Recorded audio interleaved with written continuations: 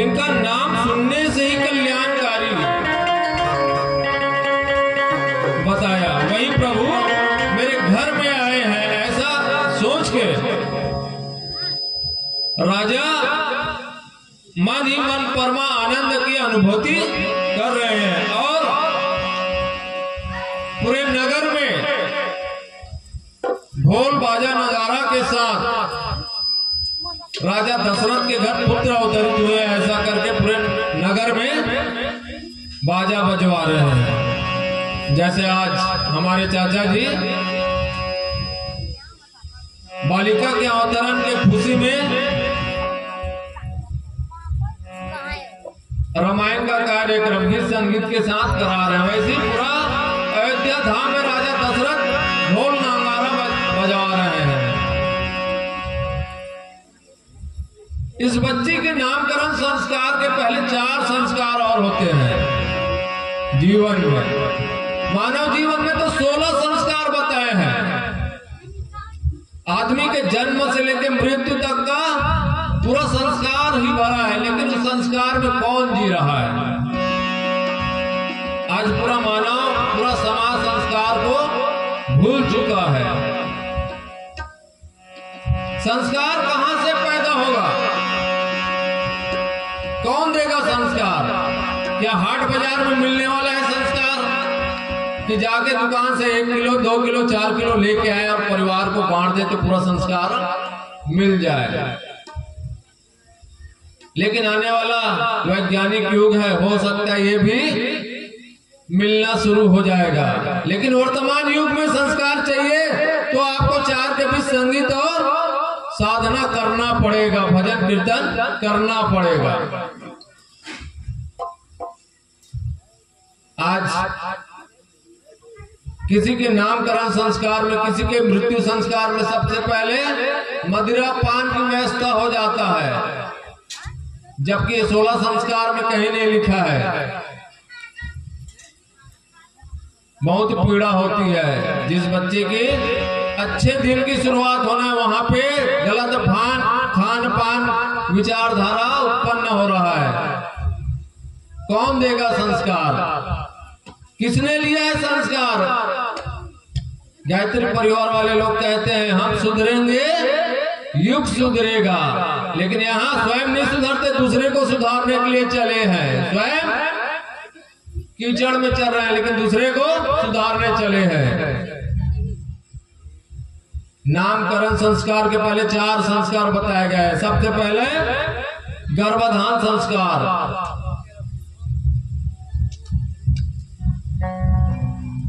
गर्भाधान संस्कार एक पत्नी के गर्भ में एक बालक का उत्पन्न होना, गर्भाधान संस्कार बताया गया। प्रथम संस्कार मां के गर्भ से शुरू हो जाता है।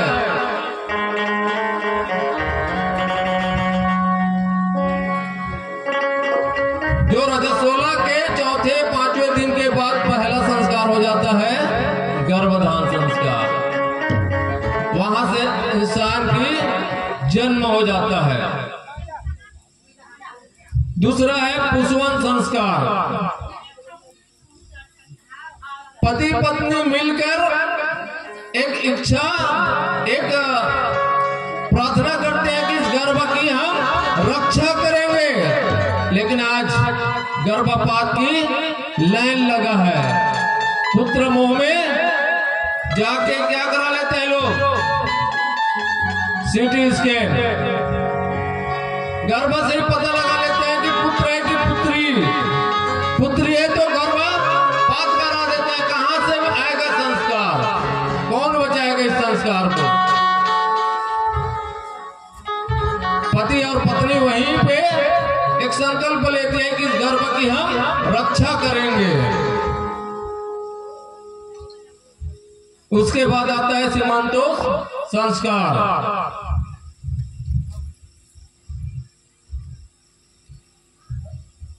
जो गर्भ के 4थे माह पे लग जाता है।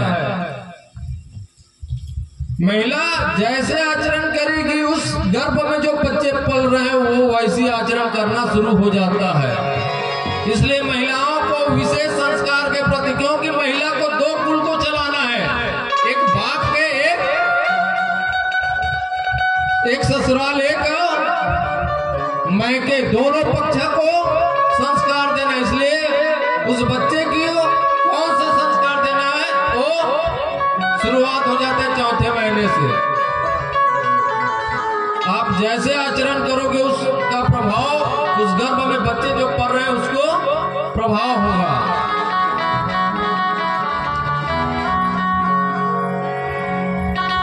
उसके बाद आता है जात कर्म संस्कार। जब बच्चे मां के गर्भ से बाहर आते हैं तो उस समय जात कर्म संस्कार होता है। नर है कि मादा, पुरुष है कि महिला, उसी समय पता चलता है ना गर्भ से बाहर आने के बाद। जात कर्म संस्कार हर पग पग में संस्कार सिखाया है इस रामायण में। रामायण का एक लाइन भी पढ़ लोगे तो आपके जीवन तर जाएगा, आपका जीवन का कष्ट दूर हो जाएगा। लेकिन किसको विश्वास है? आदमी ग्रंथ की अग्नि परीक्षा लेना चाहता है। अग्नि परीक्षा लेना होगा तो हम जैसे अज्ञानी का लेना, लेकिन कभी इस ग्रंथ का अग्नि परीक्षा मत लेना। गीता, भागवत, महापुराण, रामायण उनकी अग्नि परीक्षा लेने के लिए बैठा है कई ऐसे संत। फिर उसके बाद आता है नामकरण संस्कार, जो आज इस घर में नामकरण संस्कार उपलक्ष्य मनाया जा रहा है। जो 1 वर्ष के बाद मनाया, 1 वर्ष के अंदर 1 वर्ष के बाद भी मनाया जा सकता है नामकरण संस्कार। उसके बाद आता है निष्क्रमण संस्कार। उस शिशु के वृद्धि और उज्जवल भविष्य के लिए एक संस्कार मनाया जाता है, निष्क्रमण संस्कार।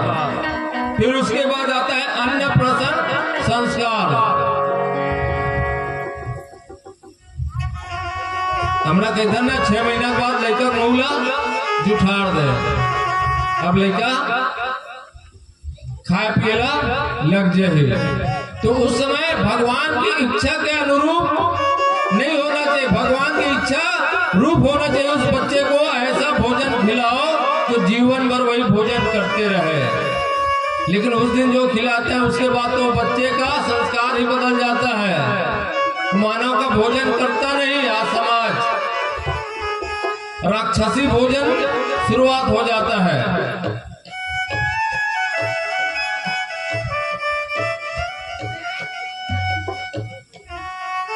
फिर उसके बाद आता है चूड़ा कर्म संस्कार, जो हम लोग छत्तीसगढ़ी में कहते हैं मुंडन संस्कार। बाल देते हैं ना 1 साल 2 साल या 3 साल में बच्चे को मुंडन कराया जाता है। फिर उसके बाद आता है कर्ण छेदन संस्कार।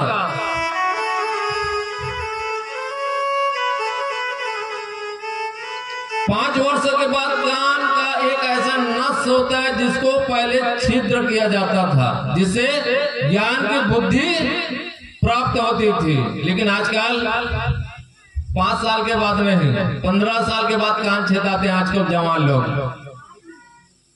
और पता नहीं क्या क्या अपना स्वरूप बदल रहे हैं। आज पूरा समाज अपना स्वरूप बदलना चाह रहा है। पंचवटी का नाम सभी सुने हो, रामायण में पंचवटी की कथा आती है। जिसने भी पंचवटी में अपना स्वरूप बदला है उसका क्या हुआ है आप सभी जानते हो। मामा मारीज ने अपना स्वरूप बदला था, सोन का मिर्गा बना था ना, उसका क्या हुआ? नाश हुआ। वही सीता मैया ने भी अपना रूप बदला था, उसका भी क्या हुआ? हरण हो गया। शूर्पणखा ने भी उसी पंचवटी में अपना स्वरूप बदला था, उसका भी क्या हुआ? नाश हुआ। इसलिए जो प्रकृति ने जो आपको प्रभु ने जो रूप दिया उसको बदलने की कोशिश मत करो। लेकिन आज समाज अपना रूप इतना बदलना चाह रहा है, दिन में 24 बार बदल लेते हैं 24 घंटा में। और महिलाएं तो खासकर हर घंटे में एक सेटअप रखते हैं, जैसे कलर का साड़ी पहनेंगे उसी कलर का चप्पल, जूता, हाथ का कंगन, यहाँ तक माथ का सिंदूर भी बदल देगा, ऐसा लग रहा है मेरे को। तो इतना रूप बदलने की जरूरत नहीं है। आपको इतना सुंदर रूप दिया है भगवान मानव। उसके बाद आता है उपनयन संस्कार। उपनयन संस्कार मतलब जनेऊ संस्कार होता था पहले, हर व्यक्ति को जनेऊ संस्कार दिया करते थे ऋषि मुनि के जमाने में। आज भी देखना फोटो में सुभाष चंद्र बोस, खुदीराम बोस, उसके शरीर में 3 धागे लगे हैं। लेकिन आजकल जनेऊ संस्कार तो सिर्फ जिसको पंडित बनना है ना वही लोग करते हैं, बाकी कोई करते हैं क्या? भूल गए हैं उपनयन संस्कार। उसमें 3 धागे रहते हैं। एक माता पिता का कर्ज निभाना है, दूसरा जिस प्रभु ने तुझे इस दुनिया में भेजा उसका कर्ज निभाना है, और तीसरा इस धरती मैया, इस समाज, इस संस्कृति की रक्षा करना, उसका कर्ज चुकाना। इसलिए उपनयन संस्कार कराया जाता था। लेकिन आज उपनयन संस्कार सिर्फ जो ब्राह्मण बनेंगे, पंडित बनेंगे वही लोग करते हैं, बाकी कोई उपनयन संस्कार करते ही नहीं। उसके बाद आता है वेद आरंभ संस्कार। उपनयन संस्कार के बाद वेद शिक्षा प्राप्ति के लिए पहले ऋषि मुनियों के आश्रम में भेजा जाता था। राम को विद्या ग्रहण करने के लिए ऋषि मुनियों के आश्रम भेजा जाता था। आज भी वही विद्या 5 साल के बाद बच्चे को हम यहाँ भेजते हैं, एक पाठशाला में भेजते हैं, जाओ वहाँ विद्या ग्रहण करो, शिक्षा ग्रहण करो।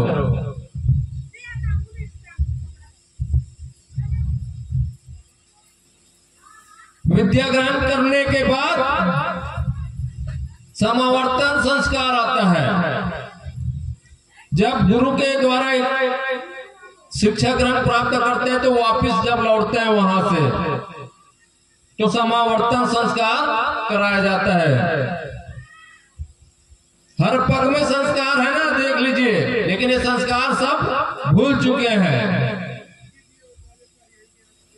फिर उसके बाद आता है विवाह संस्कार।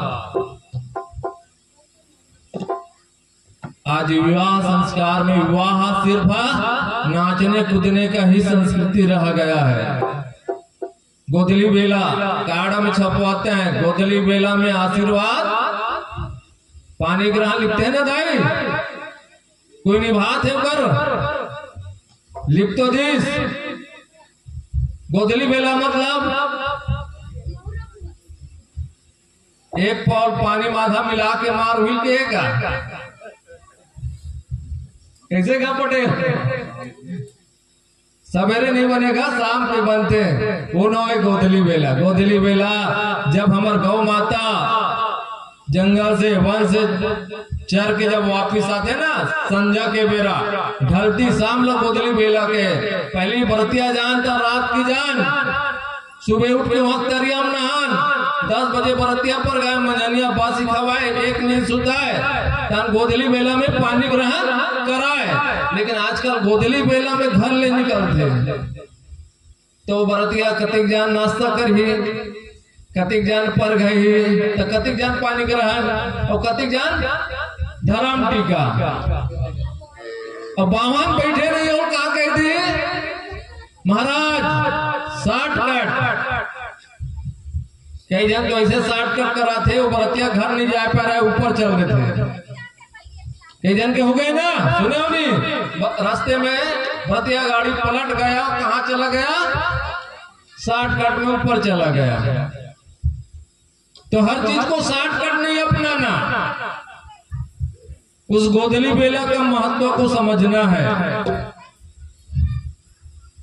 जो पहले संस्कृति पूजा पाठ वेद पुराण के अनुसार से होता था, जीवन में कोई रोग और कष्ट नहीं आता था।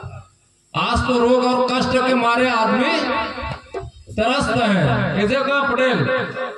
कि कोई आदमी सुखी है कहीं बता दे दुनिया में।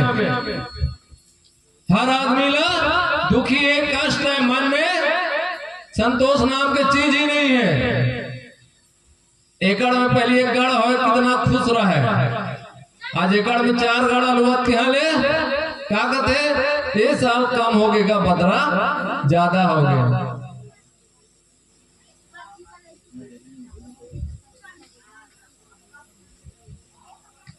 विवाह संस्कार, विवाह संस्कार जब पुत्र और पुत्री की उम्र 18 से 21 साल हो जाते हैं तो विवाह किया जाता था। वो पूरे रस्म होता था, नाचना कूदना रोना हंसना हर चीज होता है उसमें, पूरे जीवन की हर एक क्रिया होती है वहां।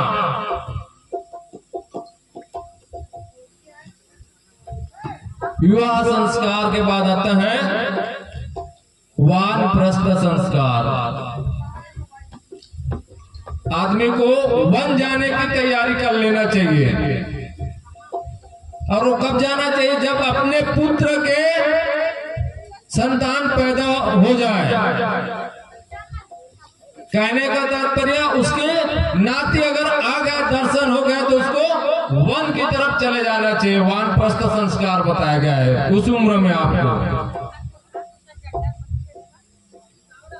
उसके बाद आता है संन्यास आश्रम संस्कार। लाल वस्त्र धारण करने का समय आ जाता है, संन्यास आश्रम। यहाँ सब मेरा है कहकर घर से त्याग करके निकल जाना चाहिए और उसको लाल धारण कर लेना चाहिए। क्यों कि लाल अग्नि में इसके बाद हमको प्रवेश करना है, तो हम उसके पहले अपने शरीर को लाल वस्त्र से धारण कर ले। फिर आता है लास्ट में अंतिम संस्कार। इस दुनिया से चले जाना है और अग्नि में समा जाना है। 5 तत्व यह अधम शरीरा, क्षिति जल पावक गगन शरीरा। हमारा शरीर 5 तत्वों से मिलके बना है, वो शरीर 5 तत्वों में विलीन हो जाए। इस तरह 16 संस्कार मानव जीवन में बताए, लेकिन 16 संस्कार में एक संस्कार भी मानव अपना नहीं पा रहे हैं। आज ये नामकरण संस्कार हो रहा है, कितना अच्छा संस्कार, जिसको आजीवन उसको उस नाम से जाना जाएगा। लेकिन इसमें एक और शामिल हो गया होगा, जो रंग लाएगा बोलते हैं आज के समाज। थोड़ा हो जाएगा भैया व्यवस्था, जहां संस्कार की नाम होता है, जहां संस्कार की बात होता है, वहां सात्विक भोजन और संतुलित आहार होना चाहिए। आप जैसा खाओगे अन्न वैसा रहेगा मन, जैसा सोचेगा आपका शरीर वैसा आपका शरीर कार्य करेगा। तो संस्कार कहां से मिलेगा? संस्कार सिर्फ माँ और बाप दे सकती है इस दुनिया में, और वही संस्कार राजा दशरथ के घर, राजा दशरथ के घर चौथापन में पुत्र की प्राप्ति हुई। जैसे यहाँ भोजन के बाद भजन की व्यवस्था किया गया है, राजा दशरथ के यहाँ भोजन से पुत्र पैदा हुआ है ना। यज्ञ कराए, खीर बनवाए, कई सारे लोग बोलते हैं फल दिए, उसको 4 टुकड़े में बांटे और रानियों को खिलाए, तब जाके राम लक्ष्मण और भरत शत्रुघ्न का अवतार हुआ है। वैसी व्यवस्था इस घर में किया है, पहले भोजन उसके बाद भजन। भोजन कैसा होना चाहिए? सात्विक भोजन, तब कहीं जाके हर मानव का मन सात्विक होगा, वरना असात्विक होने में समय नहीं लगेगा। गुरु वशिष्ठ कह गए हकारा, आए द्विजन सहित नृप द्वारा।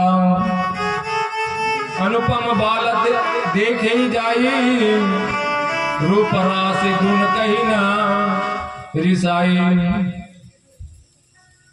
गुरु वशिष्ठ जी को बुलाकर और ब्राह्मणों को बुलाकर राजा दशरथ इतना दान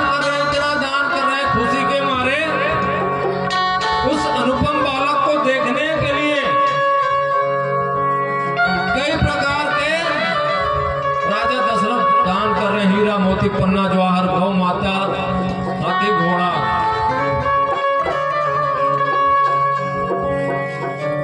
नंदी मुख श्राद्ध करी जात कर्म सबकीन, हाटक धेनु बसन मनी नेक विग्रह कह दिन, लखन सिया रामचंद्र की जय। तब नंदी मुख श्राद्ध करके राजा ने सब जाति कर्म संस्कार आदि किए और सोना चांदी मनियों से ब्राह्मणों को दान कर रहे हैं। खुशी के मारे वो जितने भी वहां बुलाए सबको दान कर रहे हैं। जैसे आज जतिक सगा आए हुई हमार काका सब लोग दान करत है ना, कोई का हाथ है गोड़ ला पहुंच लेवे, कोई का हाथ है मुंह पहुंच लेवे।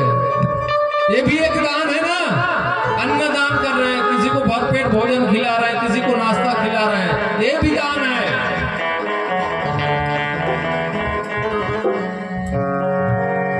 आइए एक भजन के बाद फिर आगे की राम कथा चर्चा करेंगे। बोलो लखन सिया रामचंद्र की।